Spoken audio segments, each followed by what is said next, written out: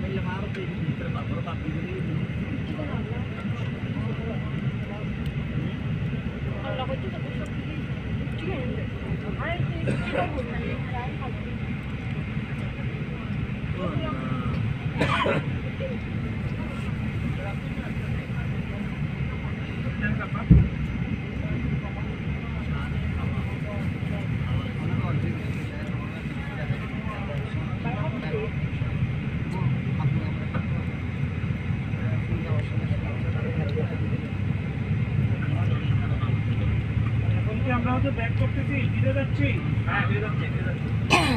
আমরা এখন থেকে রাখবো সামনে মিকাতে মসজিদ আছে আমাদের এখানকার যত কিছু দেখার বিষয় ছিল আমরা দেখে ফেলছি আমরা মসজিদে আব্বাস রাদিয়াল্লাহু আনহু দেখছি আব্বাস রাদিয়াল্লাহু আনহুর লাইব্রেরি ওনার কবর ওনার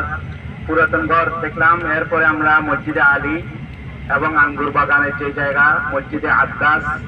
রাসূল ইসলামকে যিনি আপনার পান করাইছিলেন এই ওটা দেখছি এই যে আপনারা ডানে দেখেন মসজিদ রসুল আমরা যেটা বুড়ির ঘর দেখলাম ওটা এটার সামনে দিয়ে যাচ্ছি আমরা এই যে মসজিদ রসুল এটা হচ্ছে এই যে বুড়ির ঘর ওই যে বুড়ির ঘর উপরে এই যে মসজিদ রসুল এই যে মসজিদ রসুল এই যে ঘরটা এই জায়গাটা রসুল নামাজ পড়ছিলেন ওই যে পাথরটা উপরে পাথরটা দেখেন ওই যে পাথরটা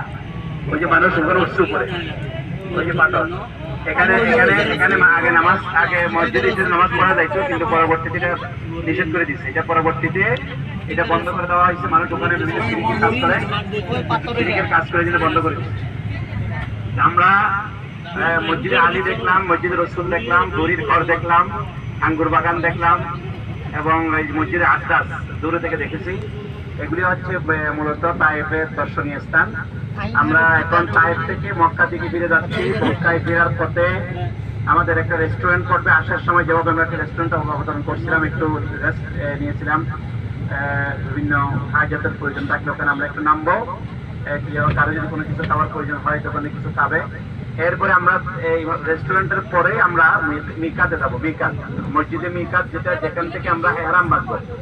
যেখান থেকে আমরা এহরাম করবো ওই মসজিদে আমরা যাব ওই মসজিদে আমরা এহরাম করে যারা যারা এহরামের উমরা নিয়ত করছেন নতুন করে উমরা করতে চাচ্ছেন তাদের জন্য তারা ওখানে আপনার এই নামাজ পড়ে এহরাম